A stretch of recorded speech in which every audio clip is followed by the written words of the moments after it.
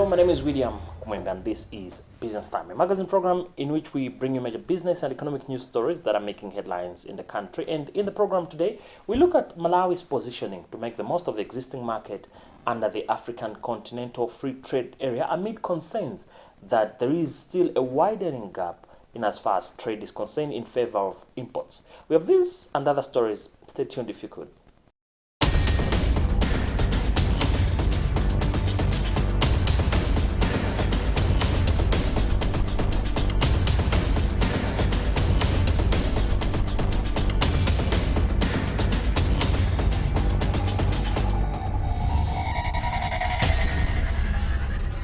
Hello and welcome. This is Business Time, and in our main story in the program today, Malawi is among countries within the continent earmarked to make the most of the forthcoming intra-Africa trade fair, which is scheduled to take place at the end of the year in South Africa.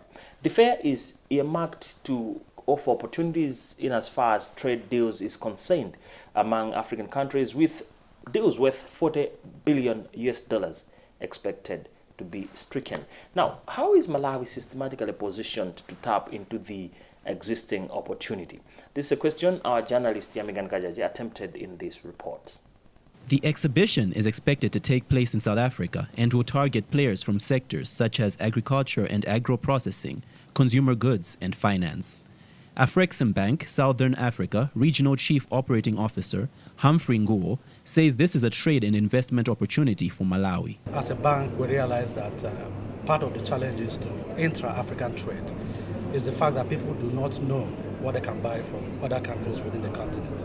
So we thought that this is a good initiative, a good avenue for countries to congregate together to identify what others can sell that they need and they can buy, and what they themselves can sell to other countries. So that is what the whole idea is. It's going to be an exhibition, that will be investment forum, government-to-government meetings, business-to-government, business-to-business. So it's something that brings together essentially key decision makers in Africa in a particular environment or in a certain environment where others can take advantage of. Reserve Bank of Malawi Governor Wilson Banda adds that the country needs to utilize these meetings to enhance its development. We are, as a country, looking at developing trade. I think that's the main thing that is captured in our Vision 2063. We want this country growth to be export-led, and this conference, this meeting, is essentially targeting that type of issue. We're addressing the issue of trade, and we're saying that with the support of institutions such as Afreximbank, Malawi is going to join the international and regional communities to develop trade. So we expect that as a country we are going to benefit. We have always said this as government that for us to be competitive, we need not only produce the quantities, but we have to have the quality. And to have the quality, we need to invest in so many things. Our industries have to invest in innovation, they have to invest in technology, they have to invest on issues that would improve the quality of our products. So we need to have quality products, not only in the quantities, but we need to have quality as well, quality that is going to compete regionally and internationally. Minister of Trade Sosten Gwengwe has challenged potential exhibitors to effectively perform in order to enhance trade in the region. Basically, one of the key challenges as far as trade and investment is concerned is financing. Because we have a lot of our private sector who really want to do more in export trade, they want to do more in investment, but the financing is almost always a challenge. And we are happy that the Afreximbank has already shown a lot of commitments and are already doing a lot for Malawi private sector. And today they just reaffirmed that commitment that they will work with our private sector as far as financing of exports and financing of investments is concerned. Direct benefits of Malawi is the increase in trade volumes. Like I can give you an example of the deal with South Sudan. There's sugar that is being uplifted from here in Malawi going to South Sudan, and there's a lot of maize flour that is also being uplifted from here to South Sudan. All that is good for this country because we are increasing our exports and we are getting a lot of forex from such kind of deals. I'm really very happy with our private sector that they are not really showing any sign of fatigue, because we've taken them left and right. Like you said, some have already sent exhibits to China for the expo that is happening next week. Then there's the Dubai Expo happening next month. Then there is the one we are talking about today, the Intra-Africa Trade Fair, which will be held again in November in South Africa. So our private sector really is participating in all of them, and they're giving a strong show in all these exhibitions. The Intra-African Trade Fair will provide a platform for businesses to access an integrated African market of over 1.2 billion people, with a GDP of over $2.5 trillion, created under the African Continental Free Trade Area. Now, despite the readily available market, Malawi is failing to meet the export demand for most of the commodities it produces, especially from the agriculture sector. For instance, Malawi is grappling to meet a 20,000 tons monthly target to export maize flour to South Sudan, following a recent deal the country made with the South Sudan counterpart. What does this mean? This is a question our journalist Chimwemi Wangazi attempts in this report. While confirming the development, President of the Malawi Confederation of Chambers of Commerce and Industry, James Chimwaza, says currently the country has capacity to produce only 6,000 tons a month. He says this is an example that shows that players in the industry lacks competitiveness and necessary information to embrace and start trading under the African Continental Free Trade Area. Small and Medium Enterprise Chamber Executive Director James Chiuti says there are a number of factors that have affected the private sector's involvement in regional trade. Malawi is actually part of the international community. So things like the African, this initiative that we're talking about, the free trade area, this we cannot do without. So our enterprises must simply work towards making sure that they comply.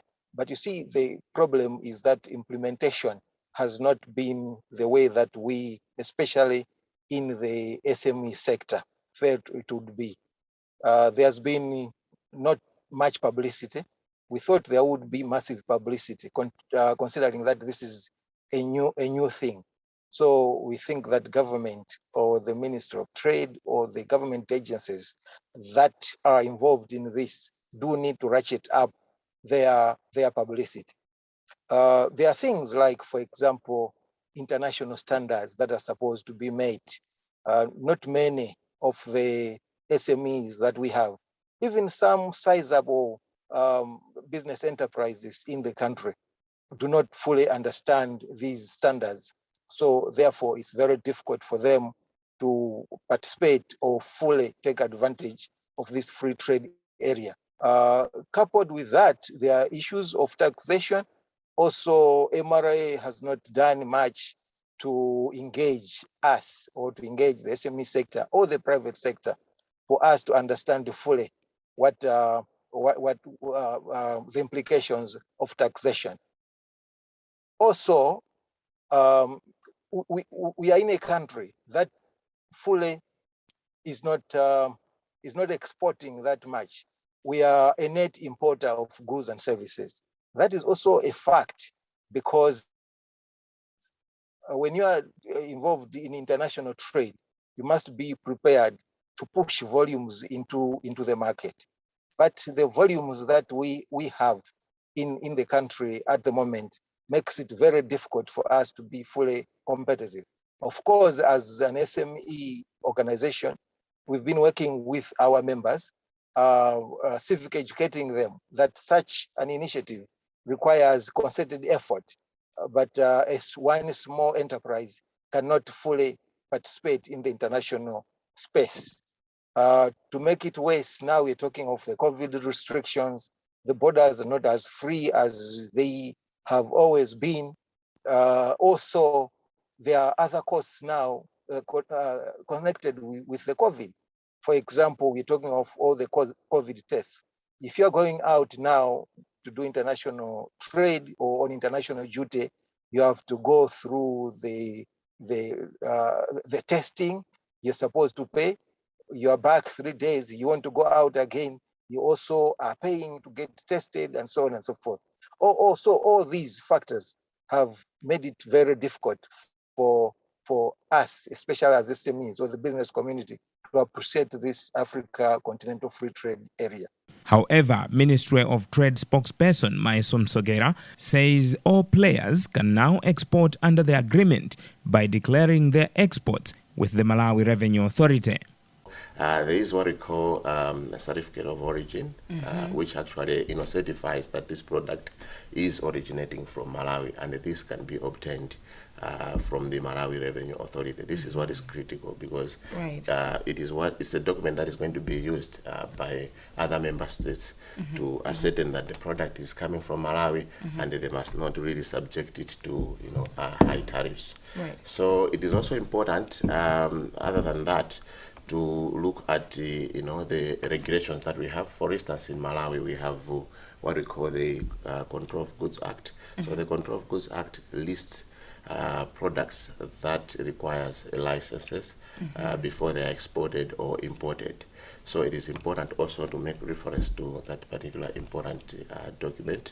The AFCFTA will bring together all 55 member states of the African Union, covering a market of more than 1.2 billion people, including a growing middle class and a combined gross domestic product of more than $3.4 trillion.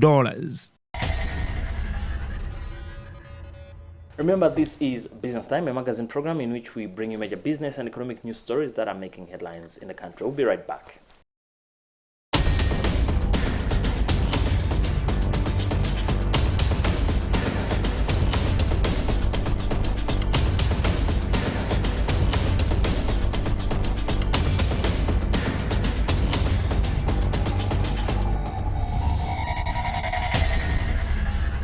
Welcome back to Business Time, a magazine program in which we bring you major business and economic news stories that are making headlines in the country. Today, we are focusing on Malawi's positioning in as far as making the most of the existing market under the African Continental Free Trade Area is concerned.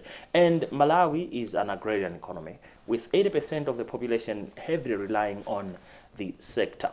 Several crops like tobacco have remained Malawi's key export crops, but other crops seem to be gradually trailing behind tobacco and other main export crops. Pigeon peas is one of such. We look at how Malawi is trying to make the most of the available market of pigeon peas in the continent. Ministry of Trade spokesperson Maisom Sogera says the development indicates that the country has the volumes and capacity to meet the demand. Agricultural expert Felix Lombe adds that this trend signifies Malawi's need to explore more markets and capitalize on value addition. Apart from exporting our pigeon pea raw as it is, we also need to consider some sort of value addition, processing it into dal. The Indian community and the other, population in Asia would always want to consume it in a processed form, dal. But beyond consuming it in a processed form, it is also important that as a country, we look domestically and consider adding value, especially making pigeon peas to be a form of animal feed. There are trials that have been made, and so far they confirm that it is indeed possible to come up with poultry feed from pigeon peas, but at the same time to come with fish feed if we are to to expand our source of animal feed, because for fish feed we actually have to import, and the same with even poultry. Some of the poultry feed is in Malawi is imported because we are only looking at soya and partly maize. But if we have that formula of processing it into some animal feed, especially poultry and fish, then as a country we should be able to produce more of fish and poultry. You may want to know that one of the determining factor when it comes to increased production but also productivity is the satisfaction on the part of farmers with the prevailing price or even the price for the previous year. Since 2021 has been a bit exciting on the part of farmers, we expect more, to be grown by the farmers. So the outlook is very positive. You may also want to know that one of the success factors when it comes to pigeon peas is the introduction of high-yielding varieties. High-yielding varieties, but also early maturing varieties. Because ordinarily the pigeon peas has to take between 6 months and 9 months, which is too long. But what we see now is actually the introduction of varieties that are highly yielding, but at the same time, they are able to, to mature as early as less than 6 months, sometimes even less than 5 months. According to the Malawi Investment and Trade Center, Malawi is one of the major producers of pigeon peas in Africa, along with countries such as Kenya, Uganda, and Tanzania. Now, cost of transportation seems to be one of the major hindrances for growth in the local industry. Malawi heavily relies on the road network, but to ease the pressure, one of the country's logistics firms, Nacala, has since been working on a project to revamp the railway system so that Malawi should migrate to equally rely on the railway system as a mode of transport. The firm has also introduced some new locomotives to help in the facilitation of movement of goods from one place to another. On Tuesday, the company unveiled the new locomotives, and our journalist Gary Samati was there and has since filed this report. The road transport system in Malawi was vibrant until the late 90s, when trucks became a favorable means of moving goods across the country despite its cost implications. The years that followed saw the rail sector shrinking heavily, with some sections of the rail lines either washed away or vandalized by communities. However, in recent years, the government and other private players have expressed interest to restore the lost glory of the road transport sector. One of such companies is Nacala Logistics. Gustavo Stein is its director. Those locomotives are called as Dash 9. These Dash 9s, they are really newer than the previous ones we had. They are like 5 years old, and they are much stronger and reliable than the previous locomotives we had. It means that we could bring with the Dash 9s much more cargo than before. It means that we can reduce the cost of the goods that we're bringing. Also, we will be faster than before. The cycle of the wagons will reduce a lot. It means that we can use the same quantity of wagons we have and bring more cargo within these same wagons. So the investments should be less than we need to bring more cargo with the locomotives we had before. With the previous locomotives, we were able to bring every month at least 6,000 tons. With these new locomotives, our target is to improve to 8,000 tons per month. But also, we can bring more cargo with less trains. It means that we need to run less trains than before to bring the same quantity of cargo, but bring more. Our idea is to increase at least 50% the operations, you see, on the near future, our intention is to be able to bring at least 100,000 tons per month. Our first phase, our first project is to bring just cargo from Nacala, as the government of Malawi, they are rehabilitating the line at the Sena line. So as of now, we have no plan yet to start to bring cargo from Sena. That's why we're improving the capacity to bring from Nacala. That's cheaper even from Beira at this particular time. In terms of costs, we can't talk about costs here for each client, but our expectation is to reduce at least 20% of the cost of the goods that we're bringing with these new facilities. On the past, we took at least 10 days to bring some wagons from Nacala to Limbe. And now our intention is to reduce this transit time at least to 2 to 5 days, depending on the cargo. So that's what I was talking about, the cycle of the wagons. We will be able to reduce a lot the cycle of the wagons. And the cycle of the wagons are the time that the wagons depart from Nacala loaded and come back to Nacala empty. So the intention is to reduce this cycle to at least 6 days. Then before it was 12. Logistics expert Kao Jokoto, who is also Chief Executive Officer for Fortress Business and Logistics Consult, says such developments will spur competition and reduce transport costs in the process. The rail transport sector is very important for the country, especially also when you consider bulk goods and heavy cargo. It is one of the most cost-effective ways of transportation as opposed to most of the other modes of transport. So that doesn't dispute the importance of the other modes of transport, but definitely it is much more cost-effective.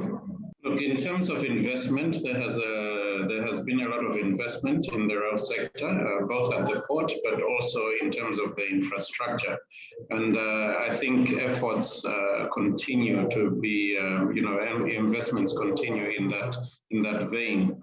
In terms of the production side, so the supply side, we have seen also an increase in production for some heavy cargo, for exports, for example. We've seen a lot of soya being produced and exported out of the country.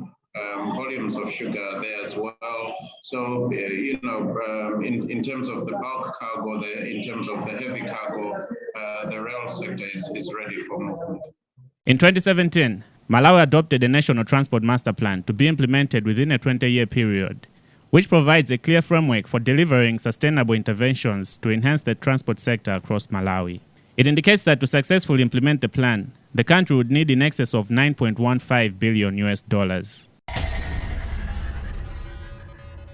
Well, on that note, we've also come to the end of today's edition of the program Business Time. It's a magazine program in which we bring you major business and economic news stories that are making headlines in the country. On behalf of the entire production team, my name is William Kumwembe. Always remember, if it doesn't make money, then it doesn't make sense. Stay safe and bye for now.